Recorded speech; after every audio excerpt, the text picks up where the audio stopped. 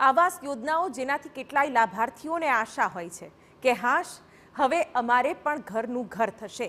જો કે તમે મહીસાગર જિલ્લામાં હોવ તો આ આશા ઠગારી નીવડશે, કારણ કે 5 કરોડનું આંધણ કરીને આવાસો અડધા અધૂરા બનાવી તો દીધા, પણ હવે આ આવાસોનું બાંધકામ પૂરું થાય અને ફાળવાય એ પહેલાં જ ખંડેર બની ગયા છે।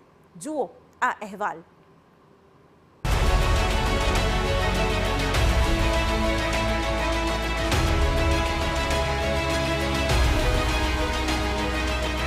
आवास योजनानी पोलम पोल बता पड़ी जाए एवा है ने बेबस बनावेला है। IHSDP योजनाना नामे धुप्पल 272 आवासो बनाववाना वायदा, 5 करोड़નું આંધણ।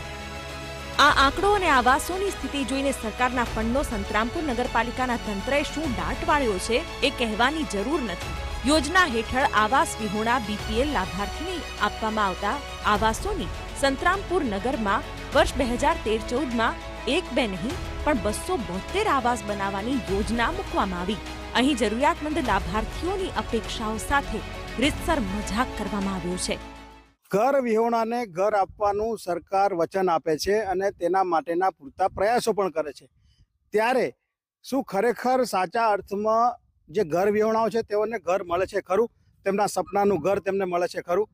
આપણે હાલ છીએ સંતરામપુર તાલુકાના સંતરામપુર નગરપાલિકા વિસ્તારમાં કે જ્યાં 272 આવાસો વર્ષ 2018માં બનાવવામાં આવ્યા હતા। જે ઘર વિહોણા છે તેમને પોતાના સપનાનું ઘર મળી રહે તે માટેનું આયોજન કરવામાં આવ્યું હતું। ત્યારે હું આપને દ્રશ્યો બતાવવાનો પ્રયત્ન કરીશ કે અહીંયા 5 કરોડનું ખંડેર આપ જોઈ શકો છો। ખંડેર બનેલા આવાસો આમ જ છોડી દેવાયા છે, એટલે વાંધો ક્યાં પડ્યો એ સંશોધનનો વિષય છે। કારણ કે સ્થાનિકો કહી રહ્યા છે કે આવાસો માટે પહેલા રૂપિયા લીધા અને પછી પરત કરી દીધા, પણ સરકારી તિજોરીમાંથી વપરાયેલા 5 કરોડનું શું? અને જરા જુઓ તો ખરા આવાસોની ગુણવત્તા કે જેમાં કોઈ ધારાધોરણો પણ જળવાયા નથી। હું આપને બીજા દ્રશ્યો બતાવવાનો પ્રયાસ કરીશ કે અહીંયા જે આ મટીરિયલ વાપરવામાં આવ્યું છે એ આ મટીરિયલ જોઈ શકો છો કે એની ઈંટો સિમેન્ટની ઈંટો બનાવીને મૂકવામાં આવી હતી। આ હાથેથી આપણે ઉખેડી શકીએ એવું સ્ટ્રક્ચર અહીંયા બનાવવાની વાત હતી। આથી વિશેષ હકીકત અને સાબિતી શું હોઈ શકે?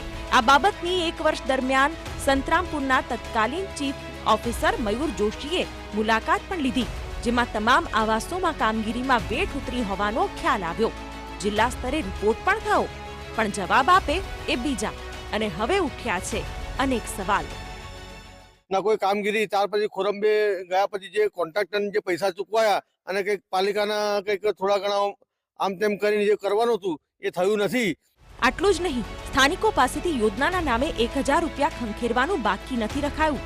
જો કે નગરપાલિકાએ આ રકમ પાછી પણ આપી દીધી હતી, પણ સવાલ અહીં એ છે કે લોકોને શા માટે ખોટી આશા બંધાવી? આવાસ યોજનાઓ અધૂરી કેમ રહે છે? સરકારી નાણાંનો પાલિકાએ વેડફાટ કેમ કર્યો? અધિકારીઓ આ વાતથી અજાણ છે? જિલ્લા સ્તરે કથળેલી કામગીરીના રિપોર્ટનું શું થયું? સવાલ તો આ ગરીબ લાભાર્થીઓની સ્થિતિનો પણ છે, જેની આંખો સામે આવાસો ખંડેર બની ગયા છે। હજી કાચા, જર્જરિત અને મુસીબતોના મકાનમાં તેઓ રહી રહ્યા છે। અહીંયા TV9ની ટીમ દ્વારા રિયાલિટી ચેક કરવામાં આવ્યું તો વિગત પણ એવી જ સામે આવી કે ખરેખર અહીંયા અસામાજિક તત્વોનો અડ્ડો બની ગયો, જ્યાં ત્યાં દારૂની બોટલો પણ જોવા મળી અને ગંદકી પણ જોવા મળી। ત્યારે અમે ચીફ ઓફિસરનો પણ સંપર્ક કરવાનો પ્રયત્ન કર્યો, તેમની સાથે ટેલિફોનિક વાતચીત કરી તો તમારે જે ચલાવવું હોય તે ચલાવો, અમારે જવાબ આપવાનો થતો નથી તેવો તેમનો જવાબ હતો। ત્યારે જ્યારે અધિકારી જ જો આવા જવાબ આપતા હોય ત્યારે આવી જ પરિસ્થિતિ હોય તે સ્વાભાવિક છે।